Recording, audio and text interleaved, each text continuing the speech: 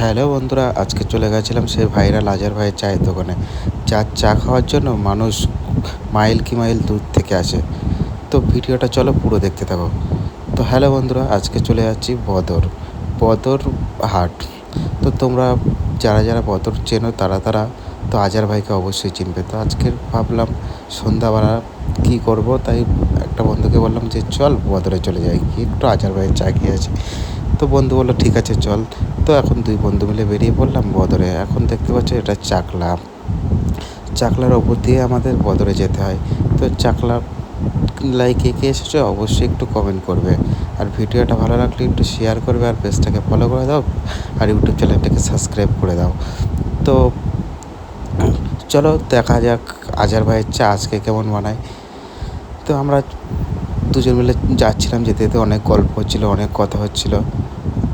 বন্ধু বললো পাম্পের থেকে তেল নেবো, তার জন্য পাম্পে চলে আসলাম। আর এই পাম্পটা কে কে চেনো এটাও একটু কমেন্ট করবে।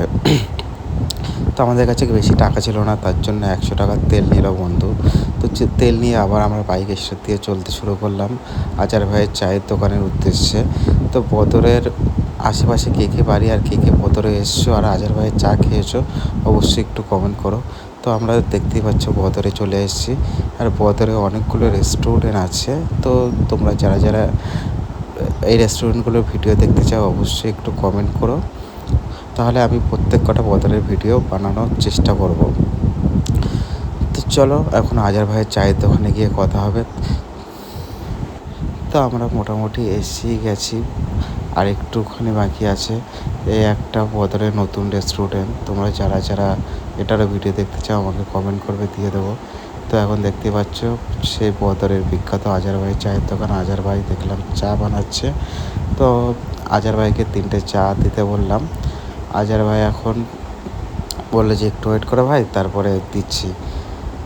তো কিছুক্ষণ পরে আমাদেরকে চা দিয়ে দিল। তোমাদেরকে খেয়ে বলবো কেমন লেগেছিল চাটা। তো তোমরা ভিডিওটা পুরোপুরি দেখতে থাকো। তো আমাদেরকে চাটা দিয়ে দিল, আমরা নিয়ে একটু সাইডে চলে গেলাম। আর এখানে অনেক লোকজন ছিল, তো তার জন্য ভিডিও করতে খুবই লজ্জা লাগছিলো। তার জন্য আমরা সাইডে চলে গেছিলাম। বুঝতেই তো পারছো নতুন ভিডিও বানাতে শুরু করেছি। তো আমার বন্ধু চা খাচ্ছিল, চা খেতে খেতে বলছিল আমাকে ক্যামেরা করিস না, ওর লজ্জা পাচ্ছিল। তারপরে আমার দিকে ক্যামেরাটা ফেরালো। তো চাটা সত্যি অসাধারণ লেগেছিল।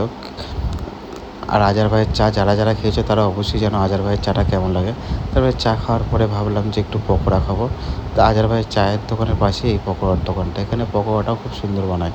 তারপরে দাদাকে বললাম পকোড়া দিতে, দাদা পকোড়া দিয়ে দিল।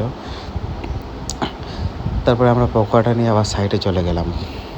সাইডে গিয়ে পকোড়াটা খেয়ে বলবো তোমাদেরকে কেমন লাগে।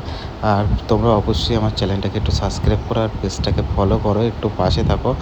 আশা করি তোমাদেরকে ভালো ভালো ভিডিও দেওয়ার চেষ্টা করব, তোমরা যদি একটু পাশে থাকো। তো পকোড়াটা খেয়েছিলাম, সত্যি পকোড়াটা অনেক সুন্দর লেগেছিল। পকোড়াটা খেয়ে আমরা আর এখানে বেশি সময় ওয়েট করলাম না, আমরা বাইক নিয়ে স্টার্ট দিয়ে চলে যাওয়ার জন্য রেডি হলাম। তো টাকা দিয়ে দিলাম, দেখতেই পাচ্ছ। টাকা দেওয়ার পরে বন্ধু বাইক নিয়ে এবার আমরা চলে যাচ্ছি, অনেক রাত হয়ে গেছে। তো চলো অন্য কোনো একটা ভিডিও দেখা হবে আশা করি।